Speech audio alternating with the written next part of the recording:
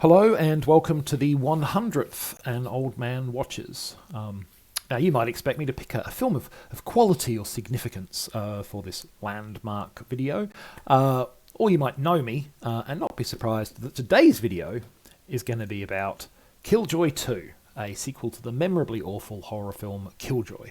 And I will start by saying that there are going to be spoilers in this video. Trust me, it can't make the movie any worse to know what's going to happen. But let's, just getting it out there. So if you want to stop, you can stop now. Assuming you're still with me, the movie kicks off with two cops arresting a young man named Nick. It seems he refused to give them some info they wanted, so they frame him on a drugs charge. Will these cops ever appear again in the film, or will the false nature of the accusations play a part in the narrative? Nope. Pretty much the only reason for the scene to exist is to establish that Nick is not guilty of the crimes for which he is prosecuted. And that matters, to the extent that anything in this film matters, because we next see him as a member of a 90-day community service project which is being led by two other cops. They're heading off into the wilderness for their project, which is to make repairs and restorations at a state facility. But wouldn't you know it, their van breaks down en route and they're forced to go in search of a telephone, there being no cell phone reception where they are. Things get worse rather than better, however. Their quest for a phone leads to one of the group being seriously injured. Through a series of interesting decisions, they decide that the best response to this situation is to try and summon the demonic clown Killjoy and have him heal their friend. Which goes exactly as well as you might expect summoning a demonic clown would turn out. Soon, finding a phone is going to be the least of anybody's concerns. Right, so yes, this film is every bit as bad as the first Killjoy, but for somewhat different reasons than the first film. So let's talk about them, because that's the point of the video. Okay, so first of all, both Wikipedia and IMDb list the production budget of Killjoy 2 at $30,000. Now, assuming that's accurate, remember that that's the cost of the script, the cast, the crew, any equipment hire, location costs, catering, etc.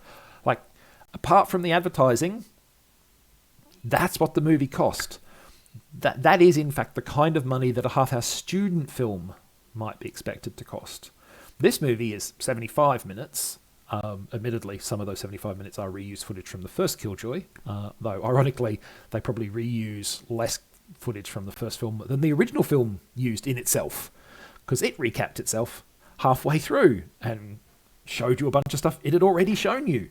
But in any case, given that this film has over a dozen speaking roles and something like 30 crew members, the listed budget is almost literally peanuts. Certainly, I can't imagine the catering extended anything to more than that. We are playing in the very, very, very shallow end of the cinematic budgetary pool here. And yeah, I mean, it shows. The acting might actually be slightly better than the first film, but it's still pretty poor. And the lighting and sets are very basic indeed. And then we have the script. And what can I say about the script? Well, I can say those three words that have just appeared on your screen. Killjoy 2 script is thoroughly lazy and inept on pretty much every front. I mean, first we have the clumsy exposition and padding of the opening scene where the two cops frame Nick. These, as I've already mentioned, these cops never appear again or have any relevance to the plot. All that the scene does is tell us that Nick didn't commit the crime he's been accused of. And I could kind of excuse that scene if his innocence played any role in the plot, but it doesn't. It just doesn't. Like, the fact that he's innocent doesn't matter. Then we have the clumsy way in which the film justifies one of the group being injured, which is pretty far-fetched to begin with. But then from there, we go to the very ludicrous set of events that lead to them trying to summon Killjoy to help them. You see, they meet a voodoo priestess at one of the houses they visit. Yep, just chilling in somewhere in California. When her efforts to heal their friend with magic don't work, it turns out one of the young offenders has heard of Killjoy, justifying the reused footage I mentioned. And off the back of, this account of his malevolent carnage, their decision is, oh, hey, let's summon this guy to help us. That's going to work. I mean, like, from a script perspective, it's just zero effort. I need Killjoy to turn up. Oh, they summon him. Why do they summon him? Oh, somebody's hurt. Why would they think Killjoy would help? Nobody cares. As long as Killjoy turns up, tells some bad jokes, everyone's going to be fine, right? No, people are going to be rolling their eyes, movie. But surely, you say, surely, once Killjoy turns up, the film's going to improve and we'll have some kind of climactic showdown between him and Nick. I mean, Nick's the main character after all, right? He's the first person we meet. We know he's innocent. Must be the hero.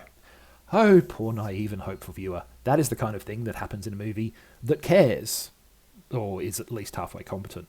This is a Killjoy film, which means it is neither of those things. Killjoy is just going to turn up, make jokes so bad that even, the daddiest of dad jokers would turn his nose up at them, and then effortlessly massacre everyone he meets for 10 minutes, including Nick, before the handful of remaining characters do a voodoo ceremony to make some holy water. One splash of liquid later, the demonic clown is done like a damp squib, and so mercifully is the film. I mean, that is literally what happens. Killjoy turns up, murders some dudes, gets wet, goes away. The end. You have just saved 70 minutes. You've had to listen to me for 5, but you've just saved 70 minutes of your life by never watching this movie, basically. That, therefore, is Killjoy 2. Next time, a movie I actually like. 2001 film The Hole, starring Thora Birch and Desmond Harrington, and not mentioned on this poster from the time, but certainly the biggest name today, Keira Knightley. So that's next time. In the meantime, thanks for watching this one. I hope you enjoyed it.